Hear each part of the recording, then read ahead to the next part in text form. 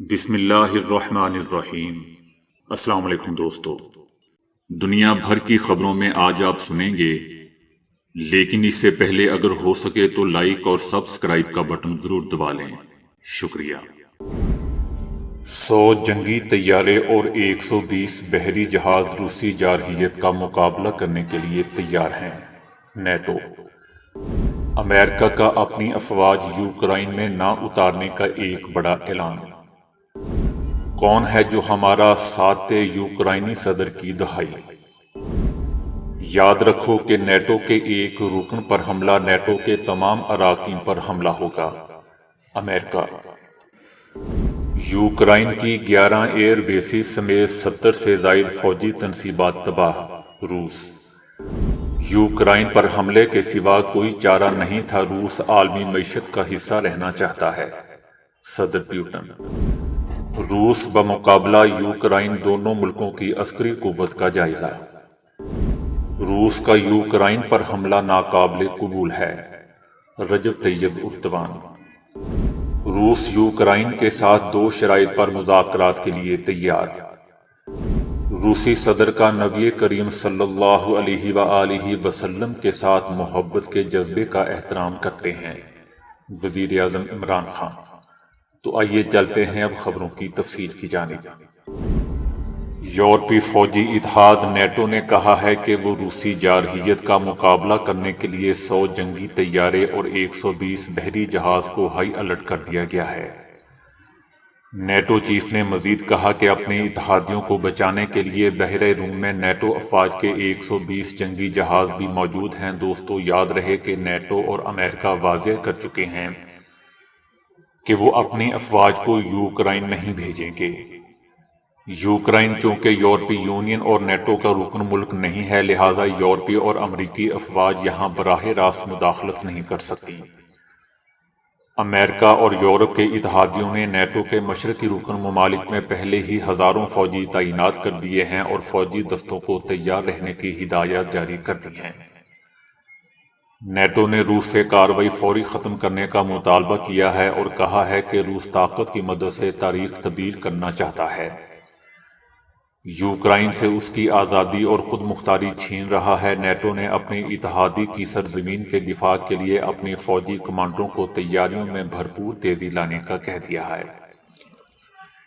NATO نے 30 ممالک کے اتحاد کا ورچوئل اجلاس بلایا ہے، جس میں امریکی صدر جو بائیڈن بھی شرکت کریں گے۔ روس نے یوکرائن پر زمینی، فضائی اور بحری راستوں سے حملہ کیا ہے۔ نیٹو کا کہنا ہے کہ روس نے جنگ عظیم دوم کے بعد کسی ریاست کی جانب سے یورپ کی ایک ریاست پر سب سے بڑے حملے کے حوالے سے مغرب کے بدترین خدشات کی تصدیق کی ہے۔ ہمارے براعظم کا امن بکھر کر رہ گیا ہے۔ روس تاریخ کو نئے سرے سے لکھنے کے لیے طاقت کا استعمال کر رہا ہے اور یوکرائن کو اس کا آزاد اور خود مختار راستہ دینے سے انکار کر رہا ہے۔ یہ ایک دانستہ، ظالمانہ اور طویل منصوبہ بندی سے کیا گیا حملہ ہے۔ نیٹو کا مزید کہنا ہے کہ یوکرائن پر روس کے بلا جواز، بلا اشتعال حملے نے لاتعداد معصوم جانوں کو فضائی اور میزائل حملوں سے خطرے میں ڈال دیا ہے۔ یوکرائن نیٹو کا حصہ نہیں ہے، وہاں نیٹو کا کوئی فوجی موجود نہیں ہے، ہم جو کر سکتے تھے کیا۔ امریکی صدر جو بائیڈن کا کہنا ہے کہ پیوٹن بین الاقوامی سطح پر کمتر ثابت ہوئے ہیں، امریکی فورسز یوکرائن میں نہیں لڑے گی۔ صدر جو بائیڈن نے روس پر نئی پابندیوں کا اعلان کرتے ہوئے کہا ہے کہ حالیہ روسی جارحیت کی قیمت روس وقت کے ساتھ ساتھ معاشی اور اقتصادی پابندیوں کی شکل میں ادا کرے گا۔ روس نے بین الاقوامی قوانین کی خلاف ورزی کی ہے، اس ننگی جارحیت کے ذمہ دار روسی صدر ہیں۔ ان کا مزید کہنا تھا کہ روس کے صدر یوکرائن اس ننگی جارحیت کے ذمہ دار روسی صدر ہیں۔ ان کا مزید کہنا تھا کہ روس کے صدر پیوٹن یوکرائن پر اپنے ملک کے حملے کے بعد بین الاقوامی سطح پر اپنے آپ کو کمتر ثابت کیا ہے۔ حملے کا منصوبہ پہلے سے ہی تیار شدہ تھا۔ جو بائیڈن کا کہنا تھا کہ روسی صدر سے بات کرنے کا میرا کوئی ارادہ نہیں ہے۔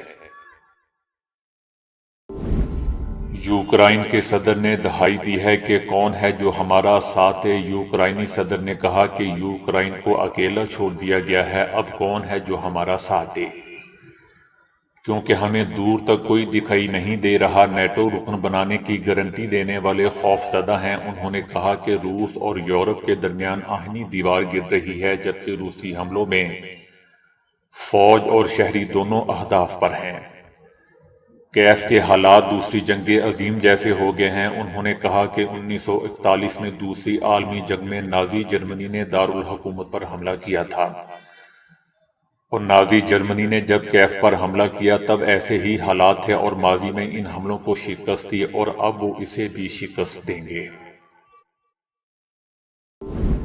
امریکہ کا کہنا ہے کہ انہیں یقین ہے کہ روسی صدر پوٹن یوکرائن کی حکومت کا تختہ الٹنے کی کوشش کریں گے۔ یوکرائن کے دارالحکومت کیف اور دوسرے بڑے شہروں پر حملہ کرنے کے ساتھ ساتھ شمال مشرق اور جنوب سے ملک پر کثیر الجہتی حملے روسی منصوبے کا حصہ تھے۔ نیٹو کے ایک رکن پر حملہ نیٹو کے تمام اراکین پر حملہ ہوگا۔ دوسری جانب روس کی طرف سے یوکرائن پر حملوں کا سلسلہ دوسرے روز بھی دوستوں جاری رہا۔ حملوں میں اب تک 150 اموات کی تصدیق ہو چکی ہے۔ روس کی وزارت دفاع نے کہا ہے کہ روسی افواج نے یوکرائن کے 11 ایئر بیسز سمیت 70 سے زائد فوجی تنصیبات کو تباہ کر دیا ہے۔ یوکرائن کی 3 کمانڈ پوسٹس اور 18 ریڈار اسٹیشن بھی ان حملوں میں تباہ کیے گئے ہیں۔ علیحدگی پسند جنگجوؤں نے روسی افواج کی فضائی مدد سے اپنی کارروائیاں جاری رکھی ہوئی ہیں۔ یوکرائن کی فوجیں کشیدہ علاقوں سے نکلنے کی کوشش کر رہی ہیں۔ روس نے اپنی افواج کو حکم دیا ہے کہ وہ یوکرائن کے فوجیوں کے ساتھ عزت کے ساتھ پیش آئیں۔ دوسری طرف یوکرائن کے صدر نے کہا ہے کہ روس نے یوکرائن کے فوجی انفراسٹرکچر پر حملہ کیا ہے۔ انہوں نے شہریوں کو کہا ہے کہ وہ خوفزدہ نہ ہوں، جلد ہی فتح کا جشن منایا جائے گا۔ روسی صدر پیوٹن کا کہنا ہے کہ روس کے دفاع کے لیے یوکرائن پر حملہ کرنے کے علاوہ کوئی اور راستہ نہیں تھا۔ روس کی سلامتی کو یقینی بنانے کے لیے یوکرائن پر حملہ کرنے کے علاوہ کوئی دوسرا راستہ نہیں بچا تھا۔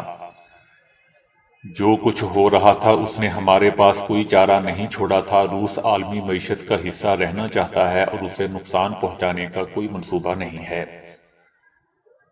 پیوٹن نے روس کے عالمی معیشت کا حصہ ہونے پر زور دیتے ہوئے کہا کہ ہم عالمی اقتصادی نظام کو نقصان نہیں پہنچانے والے ہیں جس کا ہم حصہ ہیں۔ ہم یہ بھی نہیں چاہتے کہ روس کو بین الاقوامی اقتصادی برادری سے خارج کیا جائے۔ اس ضمن میں ان کا مزید کہنا تھا کہ مجھے لگتا ہے کہ ہمارے شراکت داروں کو یہ سمجھنا چاہیے اور ہمیں اس نظام سے باہر نکالنے کا کام نہیں کرنا چاہیے۔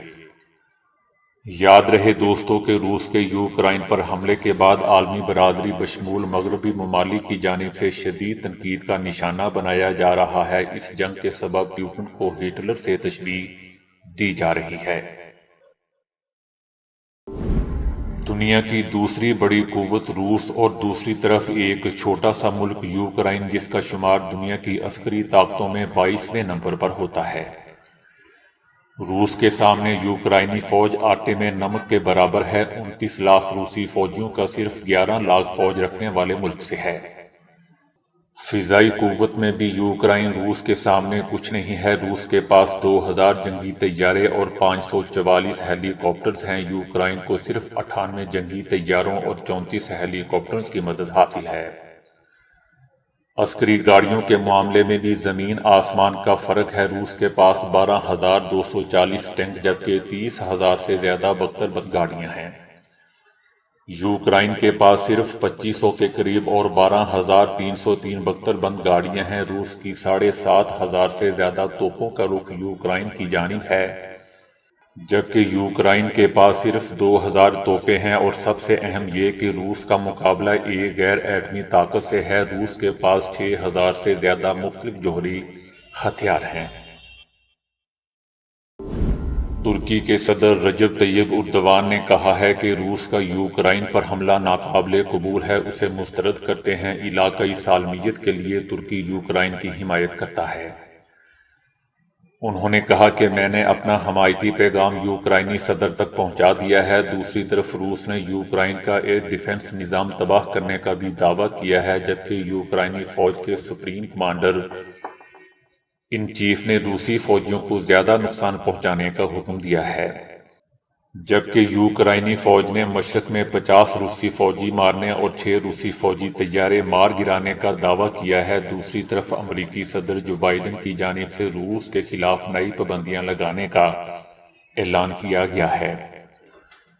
امریکی صدر کا کہنا تھا کہ میں نے پیوٹن کو کمزور نہیں سمجھا۔ صدر پیوٹن نے سفارتکاری کے ذریعے بہترین اعتماد کی کوشش کو مسترد کر دیا۔ روسی بینک کے $250 ملین کے اثاثے منجمد کر دیے جائیں گے، جبکہ روس کی گیس کمپنی کو قیمت بڑھانے نہیں دیں گے۔ روس نے سائبر حملوں کی مہم شروع کی تو اسے اسی طرح جواب دیا جائے گا۔ ہمارے کچھ اقدامات کے سخت نتائج وقت کے ساتھ ساتھ برآمد ہوں گے۔ صدر جو بائیڈن نے کہا کہ روس کی عالمی مارکیٹ تک رسائی کو ہدف بنایا جائے گا۔ امریکہ نے واشنگٹن میں تعینات روس کے اعلیٰ سطح کے سفارتکار کو بھی ملک بدر کر دیا ہے۔ نیٹو کو مضبوط بنانے کے لیے امریکہ اضافی فوجیں جرمنی تعینات کرے گا۔ یورپی یونین کی جانب سے روس کے ٹرانسپورٹ، توانائی اور مالیات کے شعبوں پر پابندیاں لگائی جا رہی ہیں۔ برطانیہ نے درجنوں روسی بینکوں، کاروباری اداروں اور شخصیات پر پابندیاں لگانے کے اقدامات کا اعلان کیا ہے اور روس کی قومی ایئر لائنز کو بھی ملک کی فضائی حدود سے گزرنے پر پابندی لگا دی ہے۔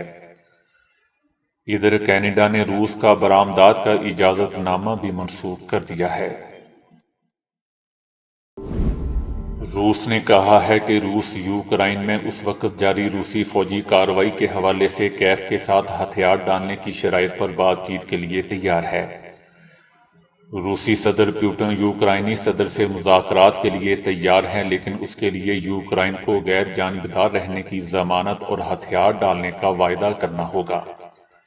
یہ شرائط یوکرائن کو غیر مسلح کر دے گی، جبکہ روس کو لاحق سیکیورٹی خطرات کا بھی خاتمہ ہوگا۔ یوکرائن اگر مذکورہ شرائط پر بات کرنے کو تیار ہوا تو روسی صدر مذاکرات کے وقت کا تعین کریں گے۔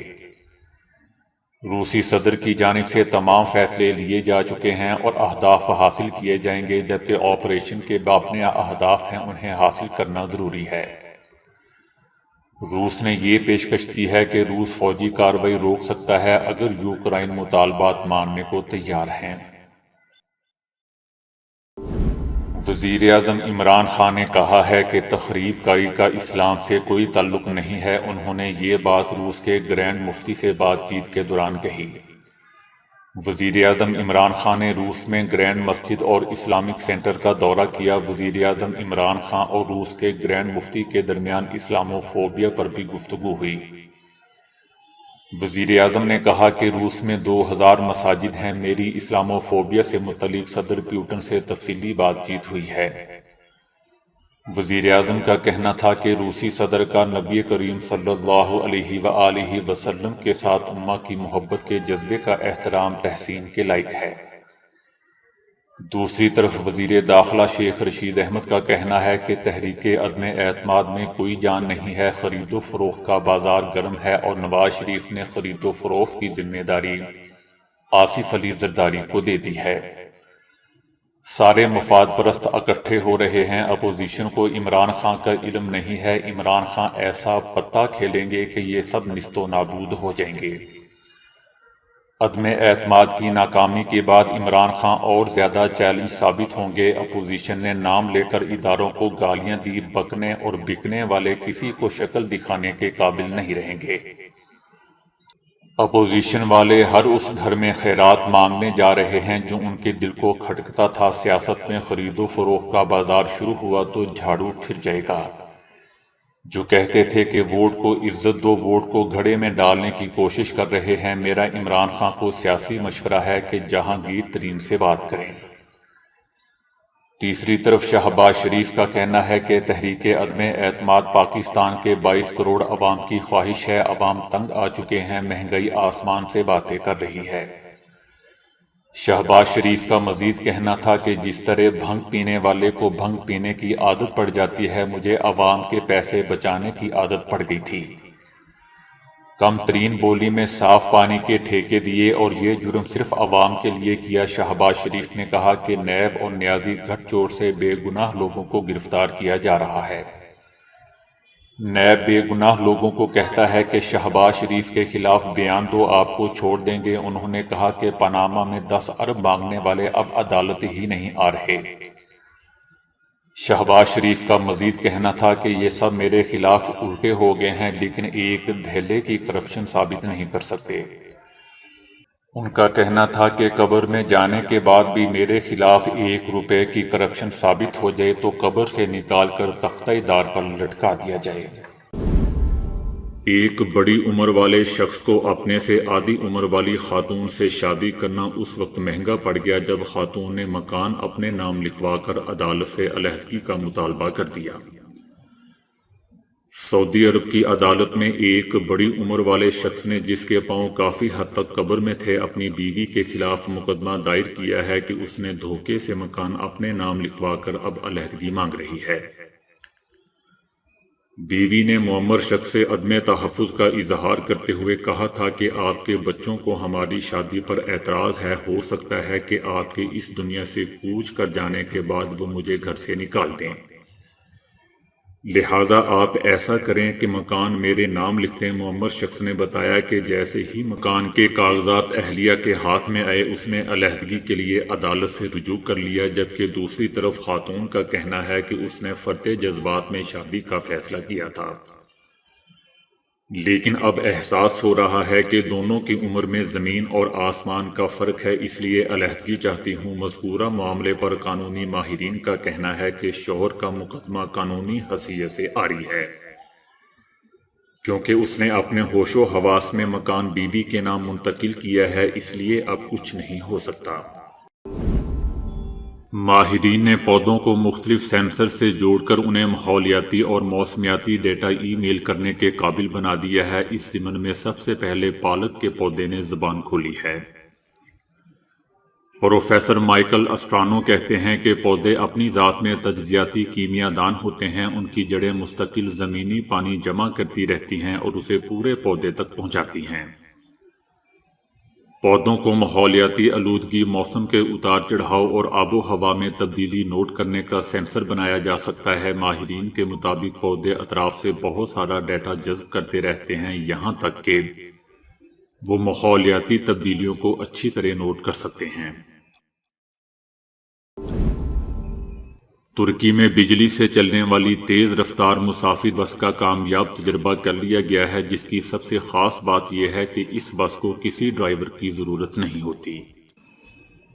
ترک صدر رجب طیب اردوان نے مقامی کمپنی کارسن الیکٹرک کی ڈرائیور کے بغیر چلنے والی پہلی برقی بس کا افتتاح کر دیا ہے۔ ترک صدر رجب طیب اردوان نے اپنی ٹیم کے ہمراہ بس کا سفر بھی کیا اور بس کی تعریف کی۔ ڈرائیور کے بغیر چلنے والی پہلی الیکٹرک بس بنانے والی کمپنی کارسن کی ویب سائٹ پر موجود تفصیلات سے ظاہر ہوتا ہے کہ بی ایم ڈبلیو کی 2020 کلو واٹ بیٹریوں کی وجہ سے یہ بس بغیر رکاوٹ 300 کلومیٹر تک سفر کر سکتی ہے۔ کمپنی کے مطابق 27 فٹ لمبی بس میں 50 مسافروں کے بیٹھنے کی جگہ ہے، جبکہ بیٹری کو 5 گھنٹوں میں اے سی کے ذریعے یا 3 گھنٹے میں ڈی سی کے ذریعے چارج کیا جا سکتا ہے۔ دنیا بھر میں لوگوں کی بڑی تعداد دل کی کمزوری یا ہارٹ فیل ہونے کی کیفیت میں مبتلا ہے۔ جب تک کہ دل کا عطیہ نہیں مل جاتا، اس وقت تک کے لیے ایک جدید ترین مصنوعی دل بنایا گیا ہے، جس کی فروخت اسی سال شروع ہو جائے گی۔ فرانسیسی کمپنی کارمٹ نے یہ دل بنایا ہے، اس سے قبل یہ فرم سینکڑوں لوگوں کو مصنوعی دل لگا چکی ہے، لیکن اس بار نئی ایجاد بہت جدید ہے جو خون کی روانی سے دل کی دھڑکن جیسا عمل پیدا کرتی ہے۔ اس کے علاوہ لاتعداد سینسر، پروسیسر اور سرکٹ نصب ہیں۔ ان کا کام یہ ہے کہ مریض کی بدلتی ہوئی کیفیات کے لحاظ سے دل کو چلاتے ہیں اور یوں مصنوعی دل قدرتی انداز میں کام کرتا ہے۔ ہر سال دل کی ناکامی اور ہارٹ فیلئر سے کم 3 کروڑ لوگ مر جاتے ہیں۔ عطیہ دل کے منتظر مریض دل پکڑے پکڑے اس دنیا سے رخصت ہو جاتے ہیں، اسی لیے مصنوعی دل ان کے لیے کسی نعمت سے کم نہیں ہے۔ جب 2015 میں اسی کمپنی نے ایک مریض کو مصنوعی دل لگایا تو اس نے کہا کہ وہ بہت اچھا محسوس کر رہا ہے۔ 70 سالہ ایک اور مریض نے بتایا کہ مصنوعی دل لگانے کے بعد وہ دن میں کئی مرتبہ چلتے اور پھرتے ہیں، لیکن انہیں کوئی تکلیف نہیں اور وہ بالکل تندرست ہیں۔ انڈیا میں کورونا کے باعث غریب طبقے میں بھوک اور افلاس کی لہر دوڑ گئی ہے کیونکہ کئی افراد اب تک اس وبا سے بچاؤ کے پیش نظر گزشتہ سال نافذ کیے گئے لاک ڈاؤن کے اثرات بھگت رہے ہیں۔ فرانسیسی خبر رساں ایجنسی AFP کا کہنا ہے کہ وبا کے دوران غربت سے لڑنے والی راشدہ جلیل بھی ان لاکھوں انڈین افراد میں سے ہے جنہیں ڈر ہے کہ وہ اپنے بچوں کا پیٹ نہیں بھر سکیں گی۔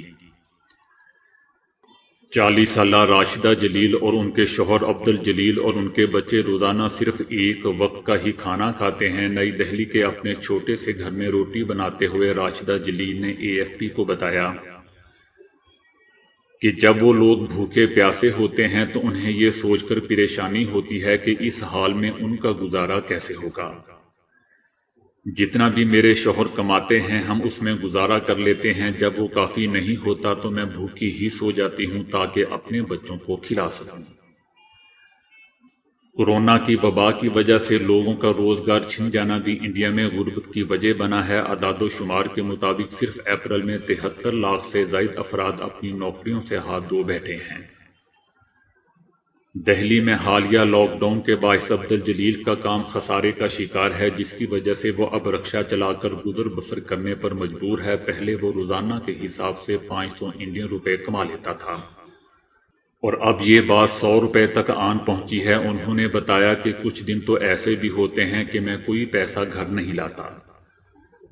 بنگلور کی پریم جی یونیورسٹی کی ایک تحقیق کے مطابق گزشتہ برس کورونا کے پہلے سال کے دوران 23 کروڑ انڈین غربت کا شکار ہوئے تھے۔ اب یہ بحران 2 گنا ہو چکا ہے۔ تو دوستو ابھی کے لیے اتنا ہی۔ ویڈیو کو لائک اور شیئر کرنے کا بہت بہت شکریہ۔